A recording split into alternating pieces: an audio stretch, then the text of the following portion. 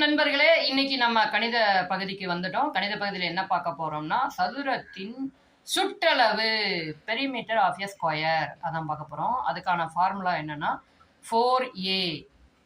அது என்னது 4? அது என்னது a? 4னா என்ன? ஒரு சதுரம் அப்படின்னா எத்தனை பக்கம் இருக்கும்? 4 பக்கம் இருக்கும். எக்ஸாம்பிளா என்ன எடுத்துக்கலாம்? நீங்க வந்து 50-50 பிஸ்கெட் பார்த்துருப்பீங்க, தொட்டு பார்த்துருப்பீங்க நிறைய பேரு. கண்ணால பார்த்துருப்பீங்க. அதுதான் ஒரு சதுரத்துக்கான எடுத்துக்காட்டு. ஏ அப்படிங்கிறது என்ன அப்படின்னா சைடு, அதாவது ஒரு பக்கம் அப்படிங்கிறத இங்கிலீஷ்ல ஏ அப்படிங்கிற எழுத்தால குறிக்கிறாங்க. அப்ப 4 × a அதுதான் வந்து சதுரத்துடைய சுற்றளவுக்கான ஃபார்முலா. இப்ப வந்து நம்ம ஒரு சதுரத்துடைய ஒரு பக்கம் 20 சென்டிமீட்டர் இல்ல மீட்டர் ஏதோ ஒன்று கொடுக்குறாங்கன்னு வச்சுக்கோங்களேன். 20 வந்து ஏ, ஓகேங்களா? அப்ப ஏ 20னா 4a அப்படின்னா என்னது?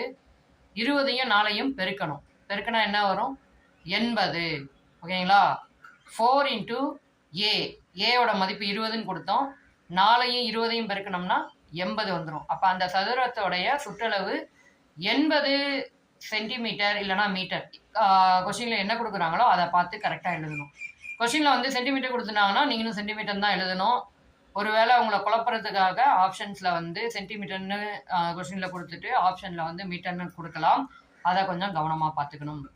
ஓகே, மேலும் பல வீடியோக்களுக்கு வந்து நம்மளை சப்ஸ்கிரைப் பண்ணிக்கிங்க. நிறைய பேருக்கு ஷேர் பண்ணுங்க. கமெண்ட் பகுதியில் உங்களை கருத்துக்களோட விவரங்களை தெரிவிங்க. லைக் பண்ணிக்கிங்க. மீண்டும் இது போல வீடியோக்கள் வேணும் அப்படின்னா நம்மளை தொடர்ந்து வாட்ச் பண்ணிட்டே இருங்க. தேங்க்யூ.